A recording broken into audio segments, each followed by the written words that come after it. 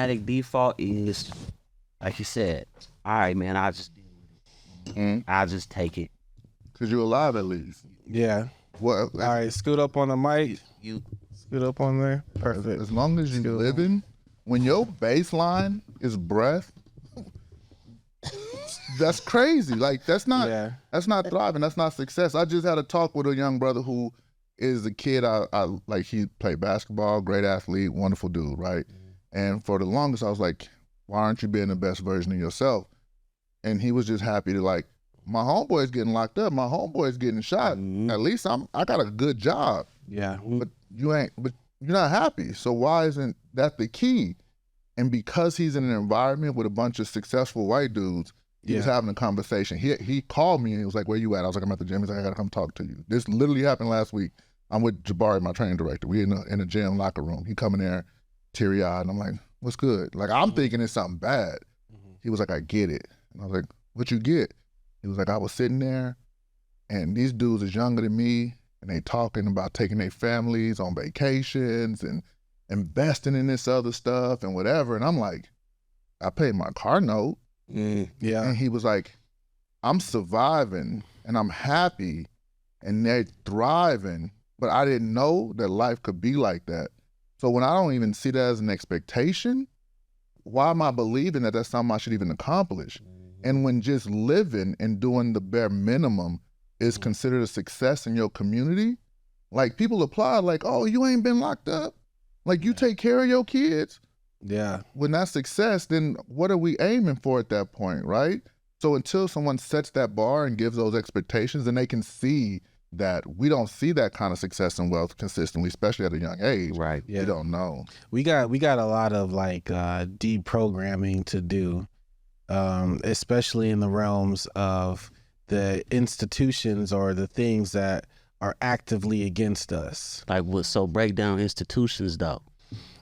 America. Yeah. You know what I mean? We just throw a broad School system, brush a broad stroke on it and say educational America. system, Financial, Yes. Yeah. medical. So there's a lot of deprogramming in knowing what a person can actually achieve, like the opportunities that are available for them. I had to deprogram myself. Like some of my homies and friends, their mindsets were institutionalized. I remember my friends would tell me like, you know, I'm cool going to jail. I got friends in jail. Yeah. So when I go to jail, I'm straight. I got cousins, I got brothers, I got family in jail. Jail ain't nothing for me. That was their mindset. And I would hear them talk. And I never quite adopted it, but I like understood it. And I was like, but that still don't feel right. Like, nah, we shouldn't be up in there like that. Like, but I would do my best to try to like explain to them like, what if there is more than that? What if we can be more than that? You know what I mean? A lot of it's just like an identity issue. Like, who are you? Like, Right. You know what I mean? Like, who do you want to be? So, Now there's this thing. So I'm gonna get on this note. It's gonna get me. But this is something that like the other day I was just having this conversation. So if y'all know, this is dude Dr. Cornel West. yeah. Right? Amazing. And I was listening to Dr. West and I was trying to figure out how to put my words together to create a statement that made sense. And he said it. He was like, Black love is one of the greatest and worst things that ever happened to the Black community. What that is how we love. Only Black people can be slaves and take care of our master's children better than we take care of our own.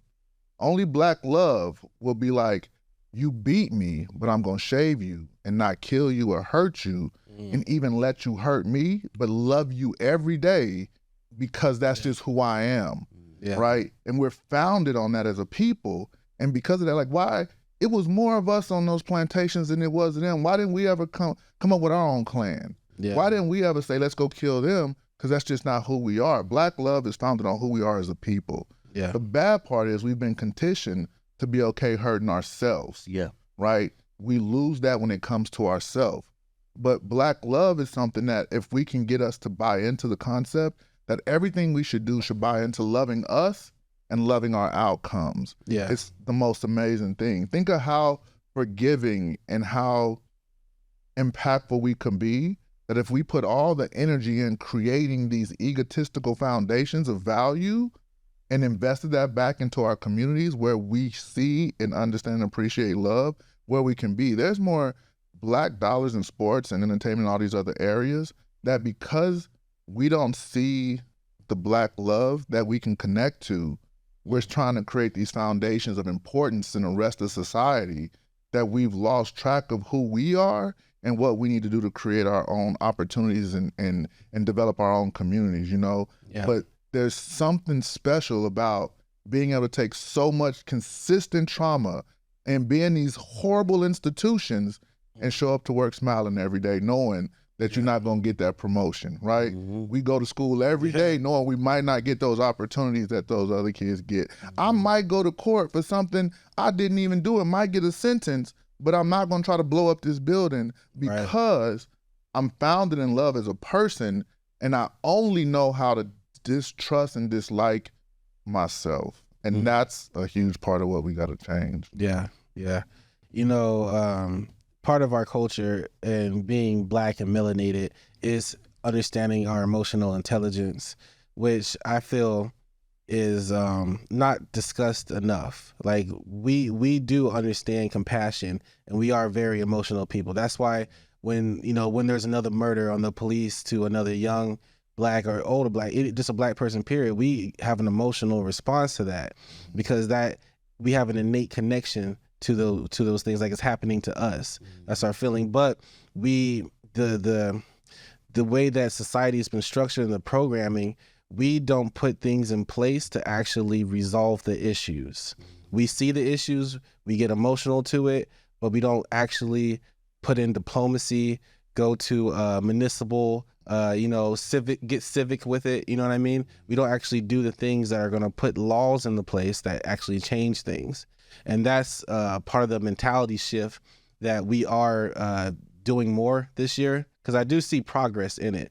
I do like Dr. Cornel West and other leaders like that, thought leaders. We are actually making efforts in these things, but it does start with the youth, because the youth are just going to continue it. We're going to do our best to make these changes and put these things in place, but we got to pass that baton off, and then they got to run with it. Yeah. You know what I mean? But I think that's why it's important that we create and develop programming for that age demographic, because, man, they are under attack in every way, in every form that you mentioned: arts, entertainment, sports, right? There's nobody in these, I won't say there's nobody, but the representation of, the type of people, power, is not beneficial to that age group, right? They see it in the gold, the jewelry, the chains. Yeah. They see it in the amount of women they have. It's not even a conspiracy no more. No, it's not. It's just wide open. I would see, like, why is she twerking? And why does she have that platform like that to be, you know what I mean? And then you start following the money, and you're like, that's who wrote the check for her to go do that? Wrote the check. That what? That's, you know what I mean? They're gonna keep writing them checks. Yeah. To elevate these people, or these I don't want to call them puppets, but essentially pawns, puppets, that people buy being into used as leadership. Yeah. No, it's crazy, and I have to show y'all when we get done. I literally wrote a civics program that I'm going to institute with the Tempe High School district. I'll show you before I leave. But I want to get kids to understand, and then I already got the different levels of government to approve them coming in and learning, because that was absolutely what I was like. Until we get involved into the legislative and civic space, change don't happen. Right. Yeah. Right? The worst thing they want is an educated group of young people with the energy to go do something, to be willing to go do it. And so I think the huge disconnect is our older Black community that has the knowledge, they don't have the energy to do it, or they're so angry they don't believe that it's worth me consistently doing it, because it's not going to change, right? Yeah. But if we find a young, energetic people that's willing to go do it, that's going to fight, that's going to go and vote and make sure that they go to the city council hearings and have a voice and be heard, change can actually happen. We're just not in those spaces. Right. Yeah. So I think that's a huge transitional piece for us as a people. Right. Yeah, absolutely. Absolutely. Can you perish for the lack of knowledge? A lot of them don't know the process to change, legislate. Like Yeah. And we weren't taught that by design. Yeah. They not gonna give you all the gems, right?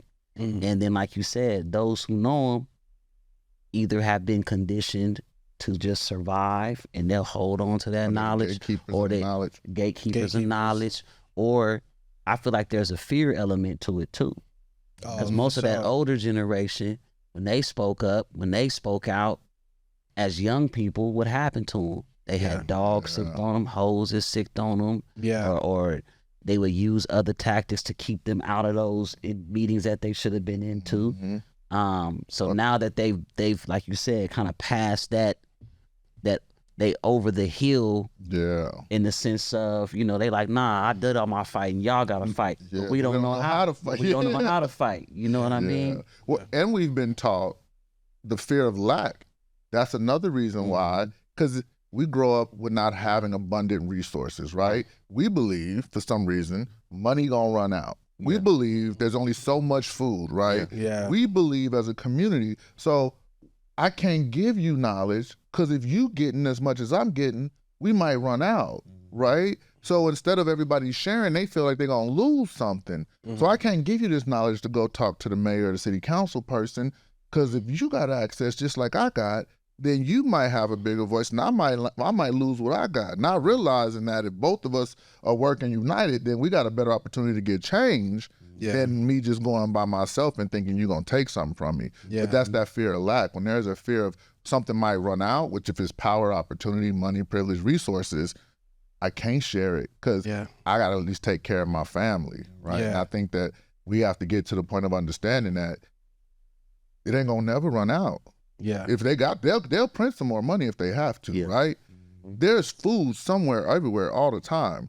Like, that's never a problem. Matter of fact, we have the highest amount of waste in the world when it comes to food. So we're not gonna run out. So why don't we have access to it and find a way to make sure that we can create these consistent opportunities for everybody? Yeah. I will push back a little bit, and I say that, like, out of fear, you should not gatekeep, but maybe out of love. And what I mean by that is some people aren't ready or in the right mindset for the opportunities to be presented to them. Like, I can't introduce you to this person yet because of where you are mentally. Absolutely. But because of love, I'm gonna help you get there so you can be ready for that opportunity and excel in it. You know what I mean? It's almost like giving a 15-year-old $1 million. Like, are they ready to have $1 million? Or maybe we should put together some type of financial literacy plan, you know, before we give them all that money so they don't blow it all, you know, on video games or what have you. So, you know, there is the fear. Doing anything out of fear, I believe, will produce, you know, negative results. But if you do it in love and you're coming from a place of, like, trying to understand and help them, I think that it can, you know, a good level of gatekeeping would be needed for that. I agree, and I absolutely believe the historical issues that we have had, but I absolutely agree. I have a slogan you'll see on some of my clothes that say "Lead with love," because I absolutely believe that if love is founded on our actions, even sometimes it might not come out the way you want it to, but founded on love, we can build on that, right? I done made some mistakes in business, and my business partners could have been offended, but they was like, I know what you was trying to do. Like, I ain't even mad. Let's keep it pushing. Me and my cousin been in business since we was kids. You know how many times we done messed up and disagreed? And who am I gonna call right now if something happened? Hey, True, I gotta holler at you real quick. But because everything, even through our mistakes, was founded on love, and how do we create this next opportunity for us, right? So I think that as long as what we do is we lead in love, no matter what happens, we can build upon that. Failure is not a negative thing when it's grounded with the right intentions, right? Right. Absolutely. To close out, can you tell us about the podcast and the idea that you have, you know, like the purpose of your podcast, of your platform? So I like to keep stuff simple. So one of the things that has historically been something, and we talk about nutrition, It might not have been the most nutritional, but it brought me joy. It was peanut butter and jelly, right? Yeah. So I call it perpetual bliss and joy for PB&J. And so by having something so simple that creates so much consistent like comfort, and it's something that everybody has access to, PB&J ain't out of no one's reach, but everyone can have a good moment tied to something like that, right? Yeah. But it's about happiness and being able to consistently find every opportunity every day to find joy and to be motivated to consistently touch into the best version of yourself and create the life that you deserve as a human, to have quality and to achieve your goals for yourself. Yeah. So dope. And man, my man D1, this is like our 10th podcast together. We stacking up the podcast. Yeah, it is. You want to tell people about what you're doing, what you're working on? Man, I honestly wanted to just reserve this time for this brother right here. Respect, yeah. We you and I have done podcasts where I've talked about what I do, but I wanted to reserve the time for this brother right here so he could speak to what I love the hats, doing. man. The hats. What we are change. I love that. Healing starts here. Yeah. Yeah. I believe that historically we have went to government and asked them to help us, right? Mm-hmm. You can't tell me how to help my house. Yeah. You can't come tell me how I need to heal from trauma. Yeah. But you can come be a part of our process. So like we say, healing starts here. So healing starts with us. We got to start creating the foundation that we want, understanding what we need. We know what trauma looks like in our communities. Yeah. We start creating those processes, and we can invite government in to support us in our process, but they're not going to be able to come in and give us what we need. So the goal was, healing's going to start with us, and that can be the change for the nation and the culture of healing for all of us as a society. Man, that's a beautiful principle and philosophy that we can get behind. Can you tell people, is there like a website or like social media, or how people can connect with you? Yeah, our website is winwithfit.org. FIT is our nonprofit, stands for fulfillment and training. Mm-hmm. And even on the acronym says fit, like fitness, but it's about being fit in all areas of life. So that's why it's called fulfillment. Yeah. So we want to talk about emotionally, mentally, physically, spiritually, financially. So fulfillment in all these areas, and having consistent concept of training or development in those processes to make completion, right? Yeah.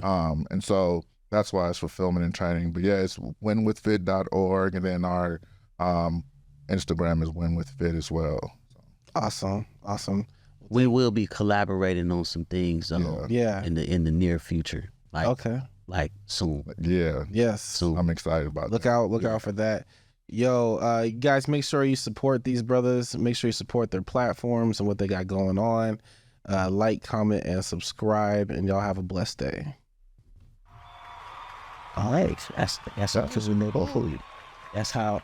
That's.